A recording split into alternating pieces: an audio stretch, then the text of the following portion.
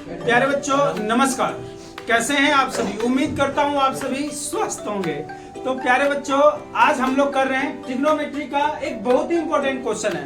देखने में तो ऐसा लग रहा होगा कि बहुत मुश्किल है, लेकिन बहुत ही आसान है। यकीन मानिए, यदि आपने ये 5 से 6 मिनट की वीडियो देख ली तो आपके 3 मार्क्स कंफर्म है। This is my guarantee. अब चलिए इस क्वेश्चन को करते हैं। देखिए, जब भी इस प्रकार का क्वेश्चन होता है तो विल सी, ये इक्वेशन है, ये अपना का क्या हो गया LHS और ये क्या हो गया आपका RHS।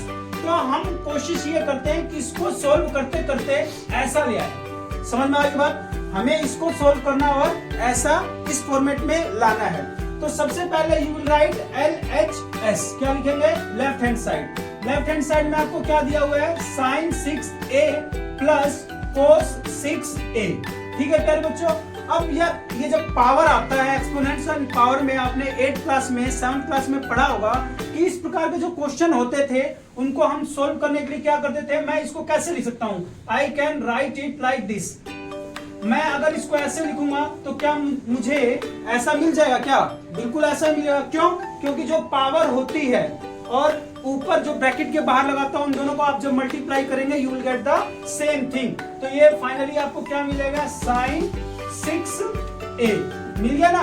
तो मैं कुछ इसी का इस्तेमाल करने वाला हूं इस क्वेश्चन को सोल्व करने में। ध्यान से देखिए, कॉपी पेन लेके बैठ जाइए, आपको समझ में आ जाएगा एक बार देखने से ही। तो आप लिखेंगे sin स्क्वायर a और यहाँ पे लगा देंगे क्यूब, और इसका कोस का भी ऐसे लिखेंगे कोस स्क्वायर a, और यहाँ पे आप क्या लगा देंगे? क्यूब। अब प्यारे बच्चों आप देखेंगे इस पूरे को, अगर इस पूरे को मैं a मानूं तो ये क्या होगा? a cube. पूरे को a मान रहा हूं, a किसको मान रहा हूं? मैं मान रहा हूं sin स्क्वायर a को मैं a मान रहा हूं, और इस पूरे को मैं क्या मान रहा हूं? b मान रहा हूं, और ये मेरा क्या है? cos square a। इस पूरे को मैंने क्या मान लिया? b। इतनी बात समझ में आ गई।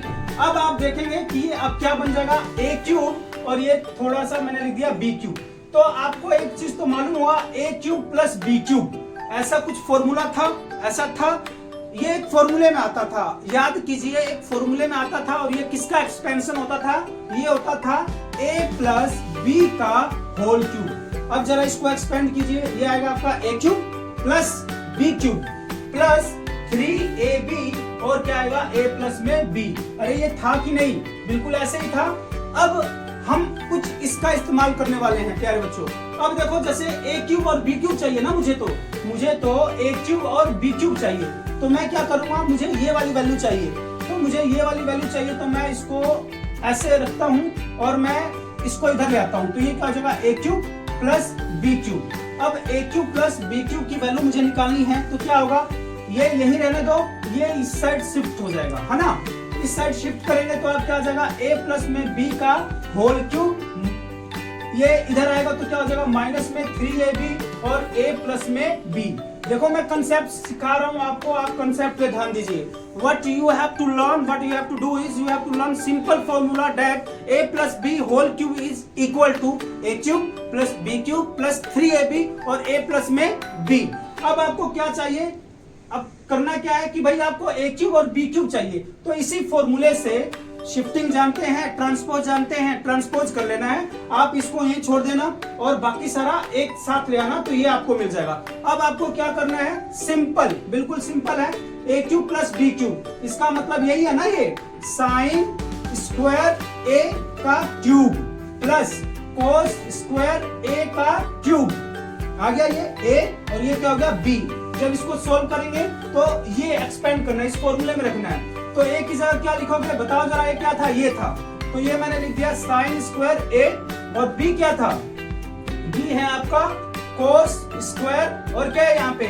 a, और इसका क्या आ जाएगा? Whole cube. समझ में आ रही है बात। अब क्या करूं मैं? -3, a की जगह क्या लिखूं? a की जगह क्या लिखूं? a की जगह बताओ जरा क्या लिखूं? sin स्क्वायर a, और b की जगह क्या लिखूं? b की जगह क्या आएगा?